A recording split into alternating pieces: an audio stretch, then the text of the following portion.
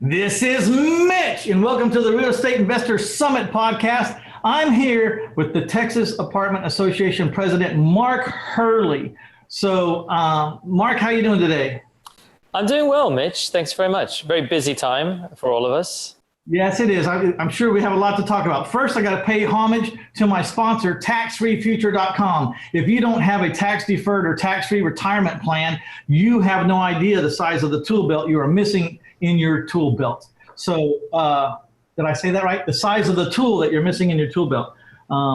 Check out taxfreefuture.com because you have no idea what your financial advisors are not telling you. All right, there we go. Got the bills paid, Mark.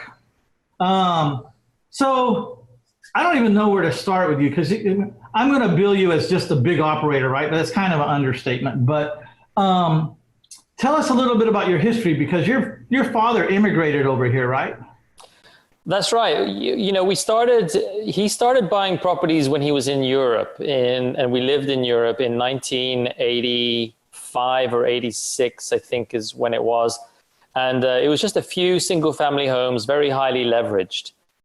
And I remember one of my first jobs around the age of 15 or 16 was entering in rents when we were living in the Middle East at the time, and wondering why they were all negative, why after you put in the income and the expenses, it was all negative. And the reason was because as soon as he'd bought everything, the market crashed in Texas. And he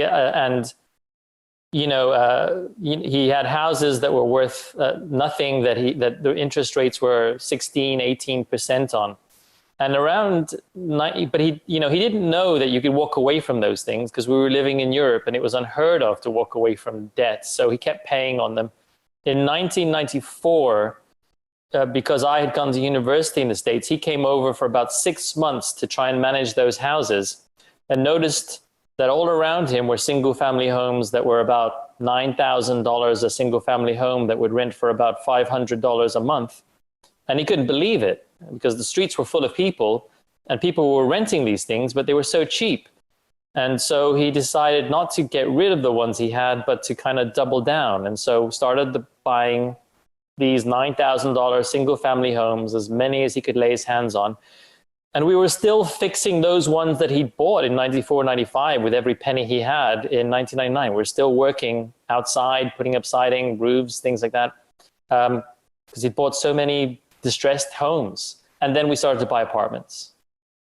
See, so same old adage, you buy when it's down, right? And so was it down at the time or houses were just that cheap at the time? It was down at the time. He always said that if we'd come in 2 years earlier, we would have been many times bigger company than we were. He got in right at in the last few years of when it was really down. 91, 92 was when it was really, really bargains. They were bargains in 94, but. Yeah. So you guys have been in the business for at least 2 generations. Does it go back any further than that, or is it 2 generations? 2 generations. My dad was a poor Irishman from a little village in Ireland, homeless for a while when he first moved to London. Had a bed that he shared. He had it in the day and someone else had it at night, and made himself, what he eventually became from there. Well, he's a very, very, very successful man. And it took a village probably to keep up with him because he did all kinds of things everywhere. But I want to stick to the subject of apartments. By the way, why is it such a common theme that a lot of the most successful people have slept on the floor for long periods of time? Why do you think that is? I think that adversity is probably one of the greatest teachers a person can have in their long-term business life. And I say that because my dad was always creating adversity for me and for all of us that worked with him, the village, as you put it.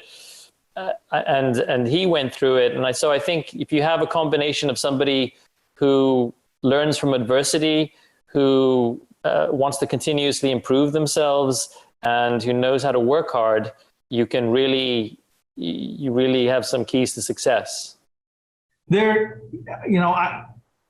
got it in my mind that there is no neutral. You're either moving forward or you're moving backwards. You cannot, there is no such thing as neutral. You want to park your money and I just want to park my money and be neutral. It's going backwards every second. You know, if that money's not growing, it's going backwards. Inflation or the powers that be or the resources that are needed just to stay in place, like just to sleep, we have to breathe. There is no neutral. You know, breathing is burning energy. I agree. You know, there's that saying, and I believe in it. It's proven true. Either you're growing or you're dying. I would say that, you know, we buy most of our properties in bargain time. So because we feel like we need to constantly be growing, we will take less of a return and still keep, you know, buying small amounts, even when prices are very high, because of that adage: if you're not growing, you're dying. Yeah. So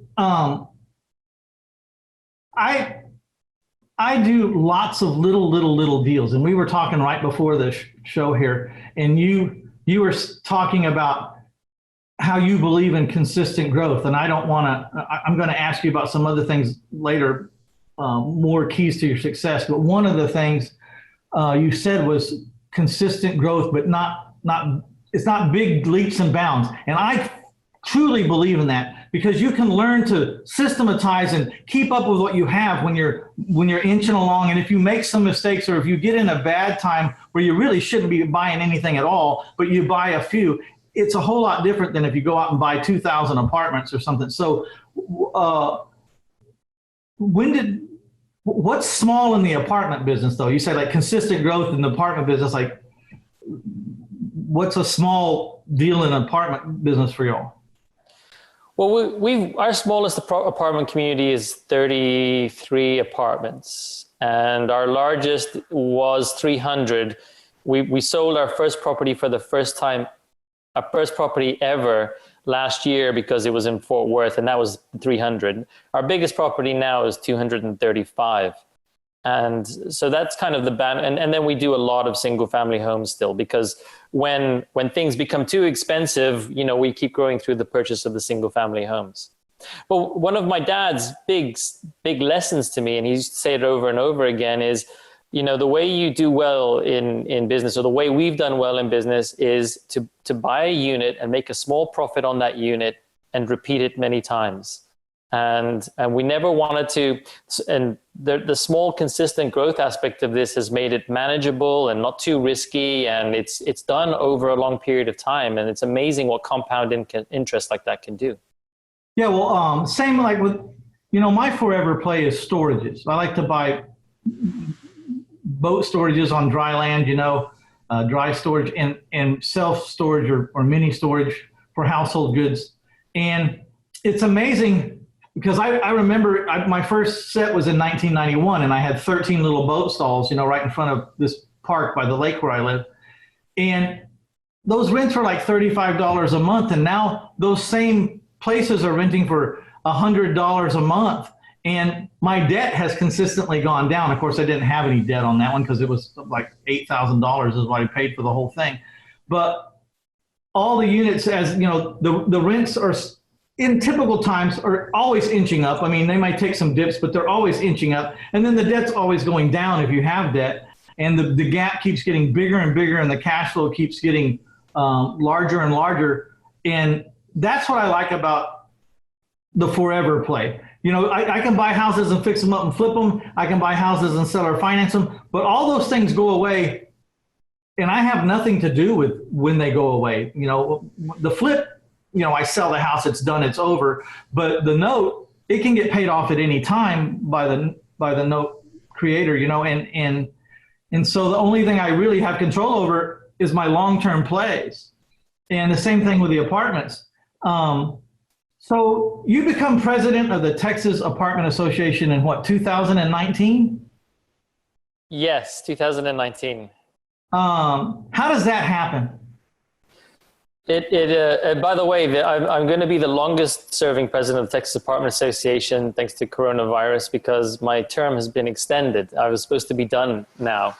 That being said, that happens, you know, I joined the Apartment Association to learn from other people in the business. You know, there are so many different aspects to this business, And, I wanted, and it's a great resource as well. But if you, to get knowledge outside of, your island, I suppose, that was a great way for me to do it. So I joined the local apartment association and got on there, went to some of the committee meetings. Somebody asked me to be on their board. I then became president of the local apartment association.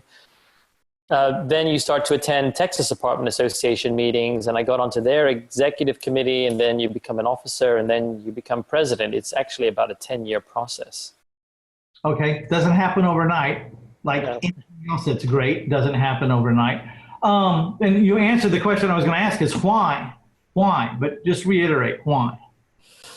Because, you're finding, you get to the point where you're surrounded by a lot of successful people that work in our industry, and they all have different goals, and so there are different types of business models within our industry, and you can learn and get knowledge. They're basically all a great set of teachers, and then when you get to the state level, they're from all over the state, and then you're part of the national level, and you see different models from all over the nation. I mean, there has to be more to it than just your ego, or having a plaque on the wall that says president of anything, because you're a busy man. And I'm sure being president of this association doesn't help you on your time schedule. I mean, it's got to be tough. How do you handle your full-time business life and then this being the president of the Texas Apartment Association? I think it's the same way you build a business. You learn to handle it a little bit at a time, and with experience, you get to know how to deal with these things, step by step, and what's the next thing to do. So the other thing about it is, especially if you're in a family business, it's very valuable because, I became head of our company because of my father. What I've managed to do within the apartment association, I've managed to do by myself, not because I inherited it. And so that was important for my confidence too, as well as the fact that it's an invaluable tool, being able to lead people and being chosen to lead people, not because you pay them, but because they've decided to follow you, because it's volunteers. So I work in it went from 26 single family homes that were highly indebted to thousands of apartments and houses over the course of 25 years. It's an amazing build, but we don't have the corporate structure and the political machinations that an apartment association has. So I learned a lot about corporate structure and politics and all those things that come along with that, and internal politics and lobbying through the apartment association. So I'm a member of the Texas100.org, and we are created to raise money for lobbyists to help control or regulate or oversee or help try to guide the laws and regulations for creative real estate investors. And so it's a whole nother world. It's like, I don't know, I'm like a fish out of water up there because I'm not used to the politics. I have my own family run business, and we get to do kind of whatever we want to do or bend it however we want to bend it. And we try to, but up there, it's just a whole nother game. And I'm not really sure, well, I'm not cut out for it, but that's why I'm there to raise money to get lobbyists and people that are cut out for it to go represent our industry, And that's what the Texas Apartment Association does also. It's probably a big watchdog or watch group, right?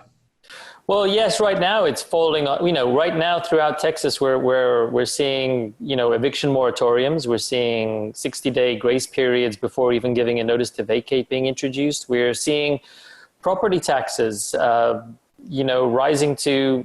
in a time when we have a disaster on our hands, and it falls on the Texas Apartment Association to go and do the best that it can for the rental community in Texas. And it's 15 million residents that all this will affect.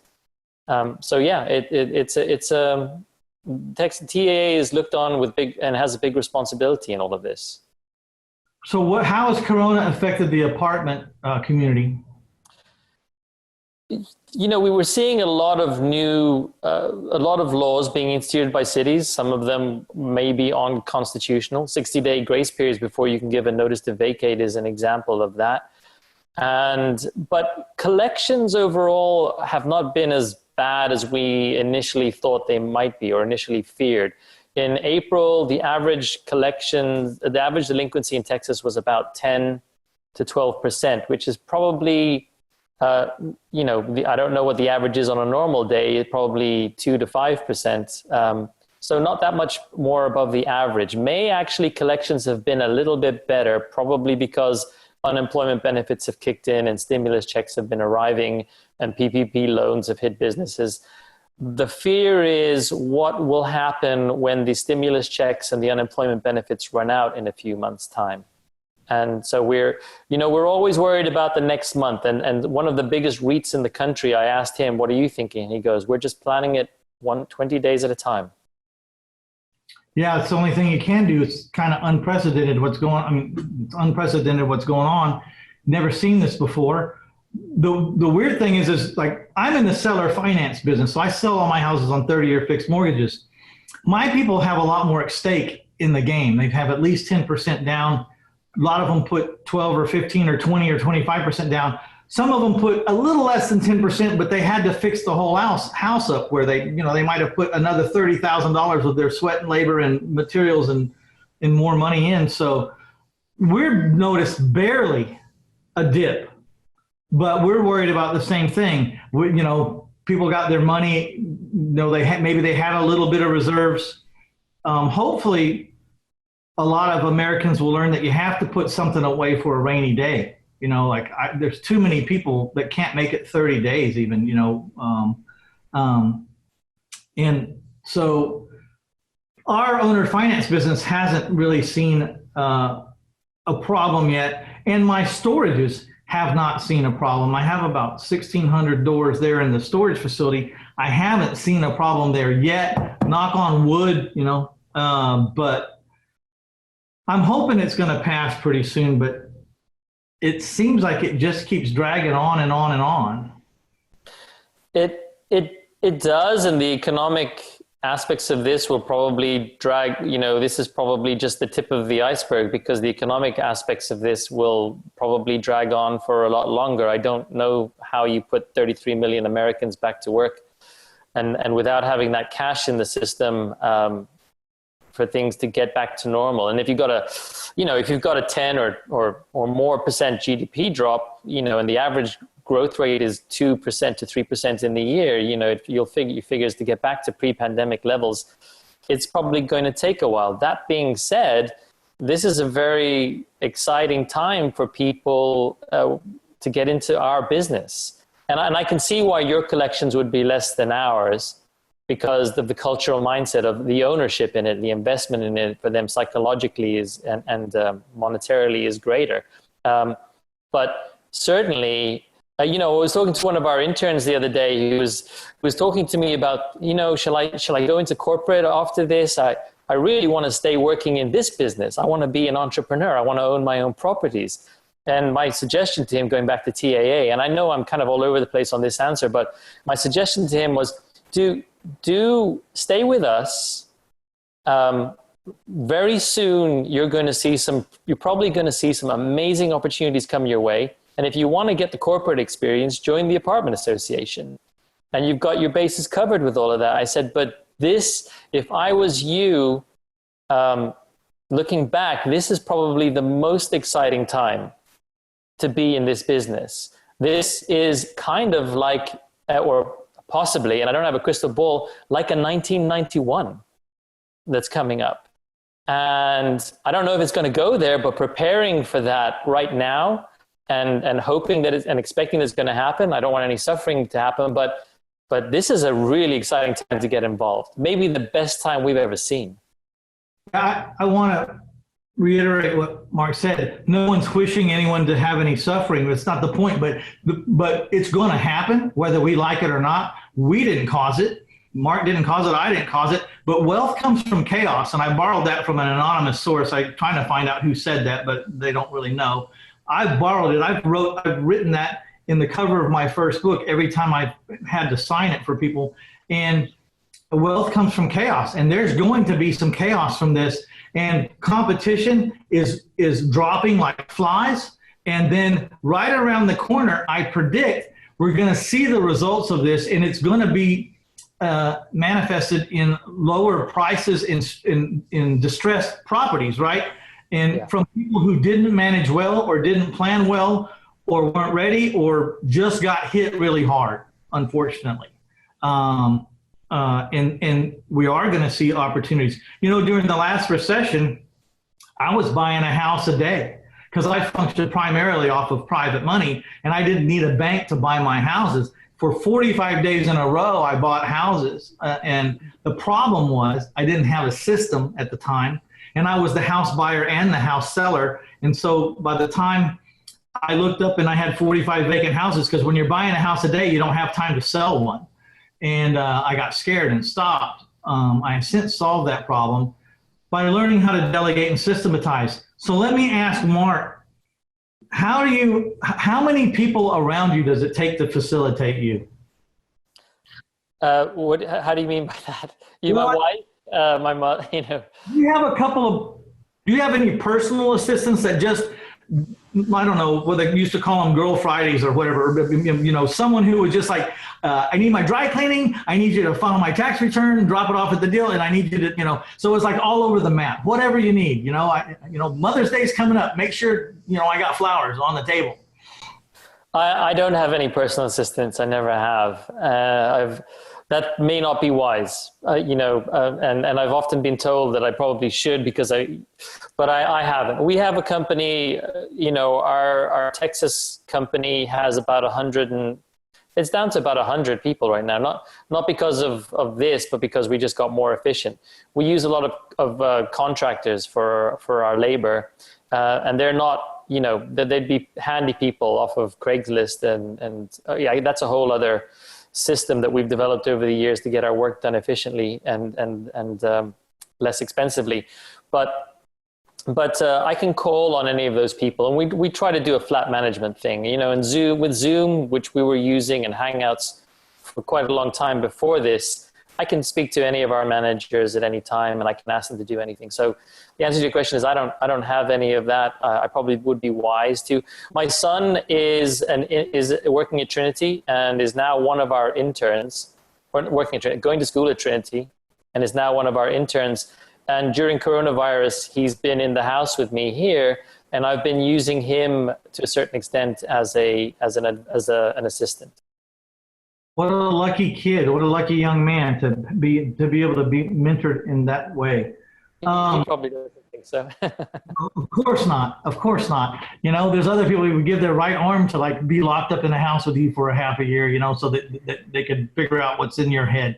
But so what are some of you've got such a big life and so much to do. You're obviously a master delegator, but what are some of the rules that guide you? So some of the rules that... Yeah, what are the rules that guide you? Well, you know, the small consistent growth has been one of them. We never go too far. We try to buy, you know, we have a return that we expect, and we try not to buy below that return. It was very tempting in recent years to want to buy no matter what the price, especially when you've got cash sitting on the sidelines. And I'm very glad now that we didn't, and we waited. We did keep growing a little bit just to satisfy the hunger. But we try to stay out of debt. You know, we started very debt laden, and you know, we were offered very good debt terms when we first started buying in 94, 95. And we paid off most of that debt very quickly. So we have a little bit of debt now, but we're probably about 1% leveraged at the moment. Obviously, and I've lost sound with you a little bit, Mitch, but can you hear me? Yeah, we're good. Oh, yeah, sorry. But you know, obviously that's not how we start out, but we always kept debt fairly low. You know, we never went too far with it, and then we got out of it as quickly as we possible, and then it becomes a virtuous cycle. We try to buy services in bulk for our residents and then charge them the cost that we paid. So we might buy Wi-Fi for every resident in an apartment community, pay $10 for it and only charge them the 10, but know that we've created value for them because they would have paid $80 for it by themselves. So wherever we can do that, we do. We try to pay our vendors very quickly. You know, all our contractors get paid the day they finish the job. They get paid. We'll treat them as we would a valued customer, because we want them to finish quickly. We try to have a 4-day turnaround on our units, because I think the biggest impediment in Texas for the past few decades has been how quickly you can get the unit ready to rent to somebody, not whether there are people out there to rent it. Renting to, you know, we spend a lot of time, even though we deal with people that others may not think deserve the highest level of customer service, because we deal with poorer people. You know, we try to get all our people focused on yes. And I could go on and on and on, but I would say having the right people around you is one of the most important things there is. We do only 4-day work weeks with our employees because we want them to be rested. We want them to spend time with their families, and we want to have a very select group of people that we work with. And we pay them for 5 days, even though they only work the 4. That may sound insane, especially in our business, but we see a lot more productivity happen because of that. And we see a much happier environment with employees who retain their customers, because turnover is one of the biggest costs that in my business we see. And I'll stop there with.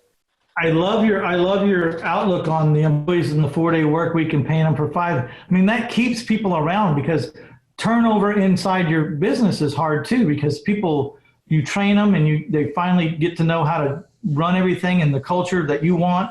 And then when they leave, it's exasperating to have to train over and over again. So do you have a pretty sticky employee base? I mean, they stay for a long time? Yes, we have people that have been with us for the whole 25 years. And on that note, you know, I remember, you know, my dad I used to read coming out of college, do your interviews, do them, you know, stick to 45 minutes and have a list. And then I'd see my dad do an interview with somebody for 2 to 3 hours when he was interviewing people. And I thought that was insane. And I thought, aha, you know, I know something you don't know. And then, you know, talking to him a little bit about it, he was like, hey, I can spend 2 hours with them now, or I could spend 40 hours dealing with a bad employee later, you know, and that has come to make a lot of sense to me. So he really, you know, used to be very selective. You know, I learned just screening our prospective buyers to ask 10 or 15 questions that have nothing to do with the deal or the house or anything, just to get them talking, because you could learn about a person just by what they're telling you about their regular life. And it's been very invaluable. That's one of the keys to our interviewing process, to figure out who we want to select as a person that we're going to give a 30-year mortgage to, is just to get them talking. People will tell you the dangest things if you just get them comfortable, you know? And sometimes the dangest works in their favor, and sometimes it's like, hell no, you know, it ain't going to work at all. I don't even want to be, you know, in the same block as this person. But some of the things they tell you is unbelievable. Man, I could talk to you probably for a week straight and never finish. One of the reasons I do this podcast is the same reason that you have chosen to take on the weight of a presidential seat at the Texas Apartment Association, is I get to talk and to be around really successful people all over the nation. And believe me, I learn a lot. And you're just another fine example of why I like to do this podcast, because what's the chances of us being able to sit down like this? If we didn't have a common friend, you know, together, I probably never would have get to talk to you ever, because your schedule would be so packed. So what are some of the takeaways before we wrap it up? You know? Well, first of all, I'll say what you're doing with your questions to your buyers is in asking them seemingly unrelated questions is exactly what my dad did. And I'm not surprised that you do it. And absolutely I agree with you, having hundreds of people, thousands of people that do what you do, and having those opportunities to learn, it's like having hundreds and thousands of teachers. It's an amazing way to learn. I learn a lot every time I talk to you as well, Mitch. And I've so appreciated getting to know you. It's definitely expanded my thinking. And some of the takeaways, I would say, I'd go with what my dad said, which is, and these are mostly my dad's lessons to me, I'd say they're all my dad's lessons to me. Make a small profit on a unit and do that many times over. Small, consistent growth is the best way to do it. As Albert Einstein said, compound interest is the greatest force in the universe. Run lean. We really watch our expenses very, very carefully. I mean, we're going through them again right now as we build cash for what we expect might be coming. Work hard, and that's necessary to become successful. We've kept our debt very down to no debt or very limited amount of debt. So, play it as safe as you can. That doesn't mean take on no debt, but don't do what a lot of other people that I'm seeing that are sweating like crazy out there right now are doing, or have done. And always be improving. Surround yourself with those hundreds and thousands of teachers that you can learn from and learn on a daily basis. You left out one, and I know it belongs on there because I know you, and I know your story, and I know your dad's story, but you operate at a very high level of integrity too. I can tell everyone out there, but you just take it, it's so natural to you that you don't even think to write it down. But you've got to stay in the high integral level because it takes years to build the reputation. It takes a day to ruin it. And I know that because I've talked to you before. You're straight up guy. You don't fudge anything. You're right by the book. You take care of people and you treat them how you want to, how you would like to be treated. And I really admire that about you. It's so easy to get jaded in the low income rental business because, they can really wear you out. And how do you keep from getting worn out? Or how do you insulate yourself from some of that? I agree with you completely on the integrity. Reputation has great value, even if it's not about you in terms of how you can do well in business because of it. How do I not get? Sometimes it's hard. We do customer service focus groups with our residents, and sometimes we walk out of there shaking our head with some of them. But then again, there are some amazing people amongst them as well. The vast majority of them are probably amazing people. I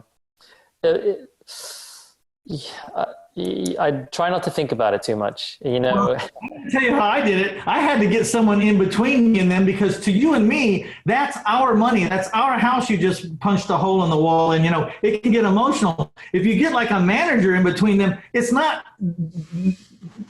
How do you say it without, I don't want to degrade the manager, but they just can't have as much fervor as I do because it's not their piece of sheetrock, it was my piece of sheetrock. So I had to put some people in between and say, just call me when the problem gets to this level. And then I don't even want to know their names or what unit. I'll just tell you how to handle it and then go over there and fix it, So I had to, after a while, and I didn't have not even remotely as close to the level you did, but that's how I ended up having to do it. I still have to do it to this day.